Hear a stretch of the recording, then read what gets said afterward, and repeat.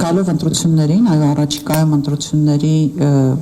այսպես շունչը, առաջիկա ընտրությունների շունչը արդեն իսկ զգացվում է եւ մենք նաեւ ականատես եղանք ձևակերպման, որ այդ ընտրություններին հիբրիդային սպառնալիքներ կան ընտրությունների հետ կապված եւ Եվրոպական միությունը աջակցելու է այդ սպառնալիքները հաղթահարելու, այնտեղ եթե չեմ սխալվում 15 միլիոնի մասին է խոսքը եւ այլն, եւ դրա շրջանակներում աջակցել, որպեսզի հաղթահարվեն հիբրիդային սպառնալիքները։ Ասեմ ավելին, իշխանական որոշ падգամավորներ, չգիտեմ, միամտաբար կամ դիտավորյալ իրենց հարցազրույցների ընթացքում խոսում են Մոլդովայի մոդելի մասին, չգիտեմ հասկանալով թե չհասկանալով, այնուամենայնիվ եկեք քննարկենք, ինչ է սպասվում առաջիկա ընտրություններին։ Բարի, նախ շնորհակալ եմ նման ձևաչափով եւ օրակարգով քննարկում նախաձեռնելու համար։ Ցավոք սրտի, այո, մենք հայտնվել ենք արտաքին մարտահրավերների թատերաբեմում եւ կարծում եմ մենք բոլորս պետք է այդ հարցադրումը հնչեցնենք, ուղերձը հասցնենք մեր հասարակությանը։ Արդյոք մեզ համար ընդունելի է, որ արտաքին մարտահրավերներն են ձևավորում Հայաստանում իրավիճակը եւ արդյոք ժամանակը չի անցնելու այն իրականությամբ, երբ Հայաստանը կընդունի ձևաչափն ու ուղեցիրը, ինչպես ընդունել այդ մարտահրավերներն ու ներազդեցությունը։ Այս տարին, գալիք տարին 2026 թվականը հիրավի իմ գնահատման բախտորոշիչ է լինելու, թե մեր ազգի եւ թե մեր պետականության հետագա ընթացքի համար, որովհետեւ ինչպես իրավացիորեն նշեցիք, հիմա օրակարգում մի իրավիճակի ենք առերեսվել, երբ մեր իշխանությունը ըստ էության, իրենց աննով դիմենք, դիմում է եվրոպական կառույցներին օգնության խնդրանքով, որպեսզի ընտրական գործընթացներում ապահովեն իրենց վերարտադրությունը։ Այսինքն եվրոպական կառույցների գնահատականը,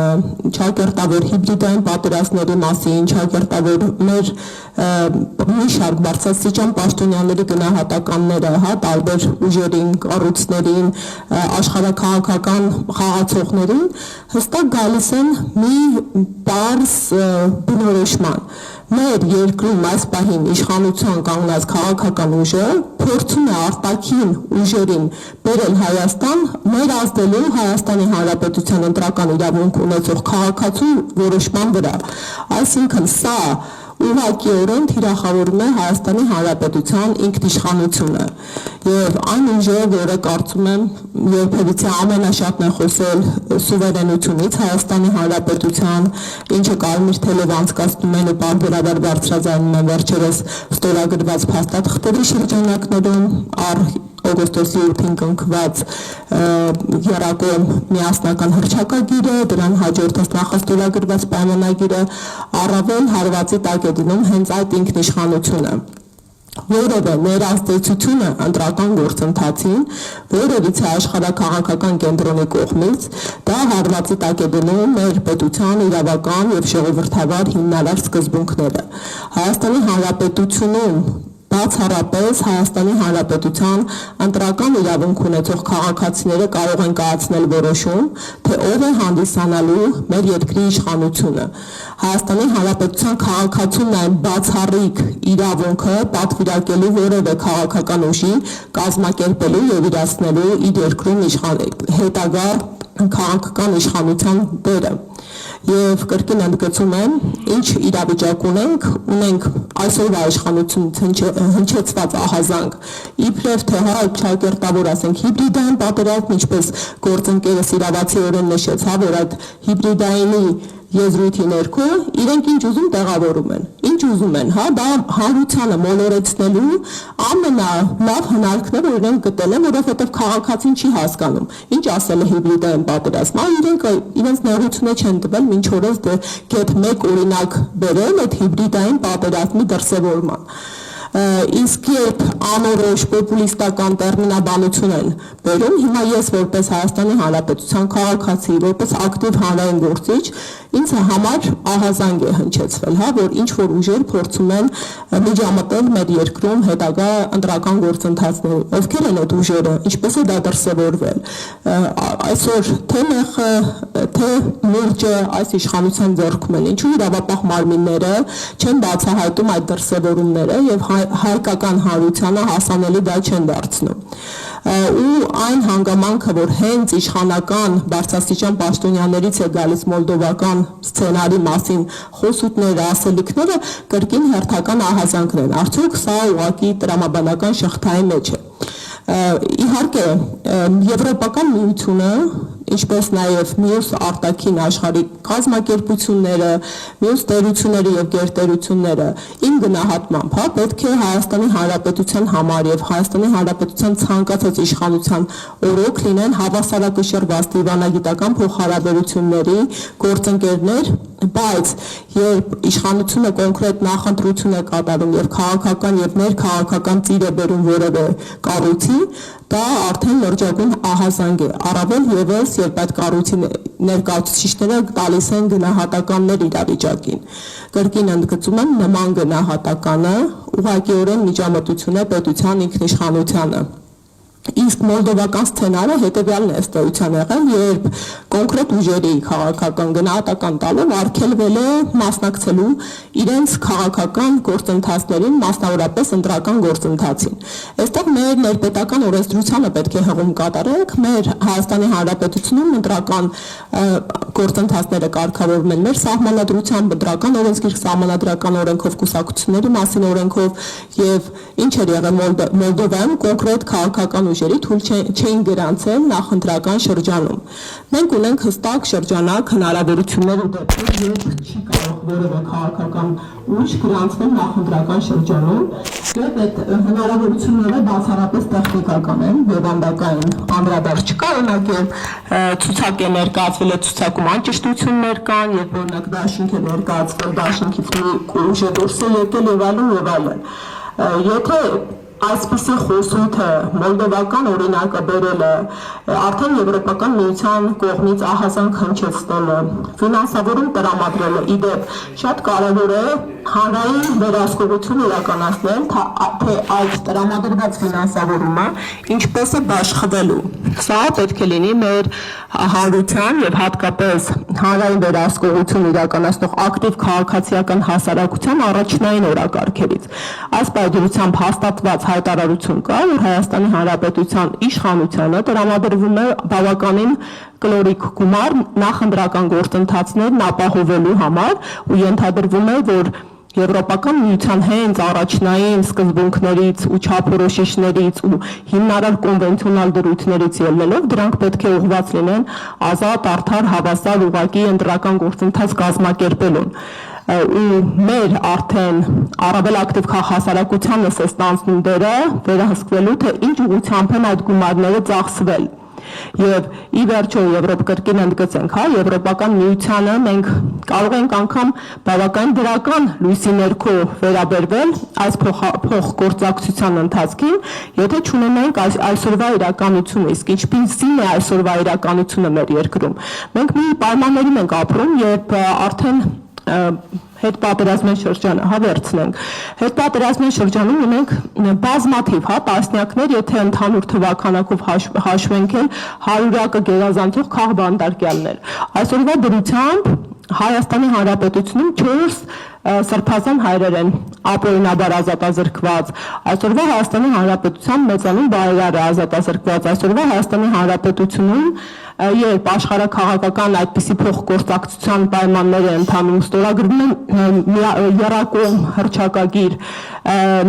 ըստ էության, թե արևմուտքը ինչու ոչ նաև ռուսական կողմը հայ-ադրբեջանական հարաբերությունների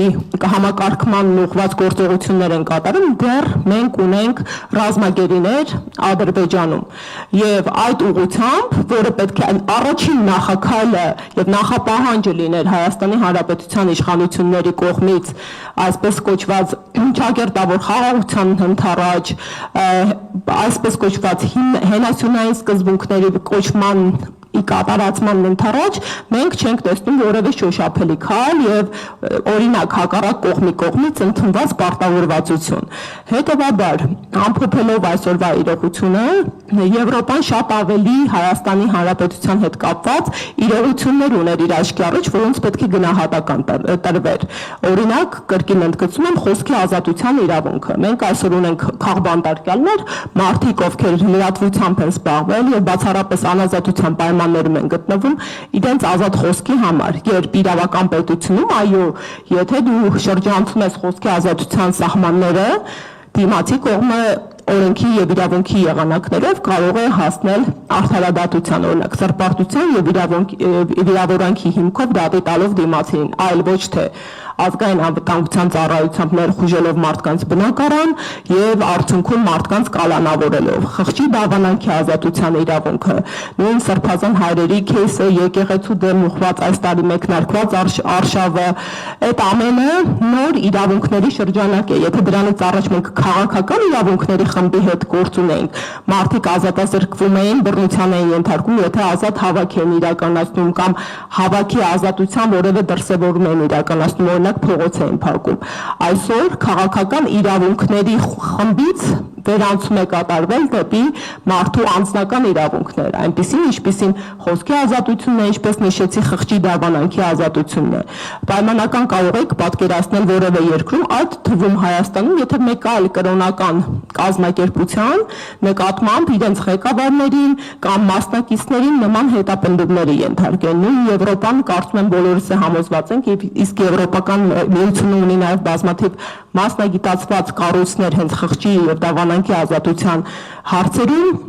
ինչպիսի աղմուկ բարձրացրած կլինեն։ Հետևաբար իմ գնահատմամբ բավականին խնդրահարույց է եւ կրկին ընդգծում եմ, հանրային վերահսկողության առարկա պետք է հանդիսանա այս փոխգործակցությունը։ Իմ գնահատմամբ արտաքին ներազդեցությունը եւ միջամտությունները Հայաստանի Հանրապետության ներքաղաքական կյանքին թույլատրելիության սահմանները անցել են, հենց դրա առաջին վառ օրինակը մեր սահմանադրական փոփոխություններն են, որովհետեւ այսօր Հայաստանի իշխանությունները Քավլիցի հանուն արդարության ասենք այո եկած պահից ի վեր այս քաղաքական ուժը ունեցել է սահմանադրական փոփոխությունների օրակարգ, բայց արդեն 2 տարի է Ադրբեջանի ղեկավարի թելադրանքով եւ օրակարգով մեկնարկել է նոր սահմանադրության ընդունման օրակարգ։ Իսկ ինչու նոր, որովհետեւ միայն նոր սահմանադրության պարագայում իրենք հնարավորություն կունենան փոփոխելու մեր սահմանադրության նախաբանը, որը ըստ էության թիրախում է։ Եվ 7 տարի ունենալով օրակարգում սահմանադրական փոփոխություններ, մենք գեթ 1 թղթին տրված հոդված դեռ չենք տեսել։ Ինչ են անում, ինչ են պատրաստում անել, ասենք ավելին պատասխանատուն այս գործընթացի հայտարարեց, որ իրենք պատրաստում են անգամ շրջանցել հայեցակարգի պատրաստումը, նախագծումը եւ հրապարակումը եւ անմիջապես սահմանադրության տեքստ են հրավիրելու։ Իսկ այսօրվա իշխանության ներկայացուցիչները իրեն գործող վարչապետի իրենց վերջին կուսակցության վարչության նիստում հայտարարեցին, որ եթե 2026 թվականին ստանան մեր հանրության վստահության քվեն, իրենց առաջնային օրակարգային հարցերից լինելու է մեր սահմանադրության փոփոխումը եւ նոր սահմանադրության ընդունումը, ինչպես օգոստոսի 8-ին Ամերիկայի Միացյալ Նահանգներում Ալիևն էր ասել, հա, տնային աշխատանքի իրականացումը։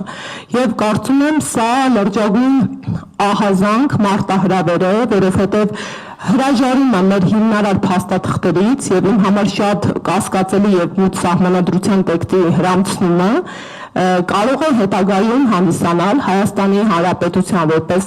միավորի, որպես պետականության գոյության հետագա հարցը, ինչը ակնհայտորեն հակառակորդ պետությունները աշխարհի մակարդակում բարձրացնելու են։ Ինչ ունենք այսօրվա դրությամբ ունենք իրավիճակ, երբ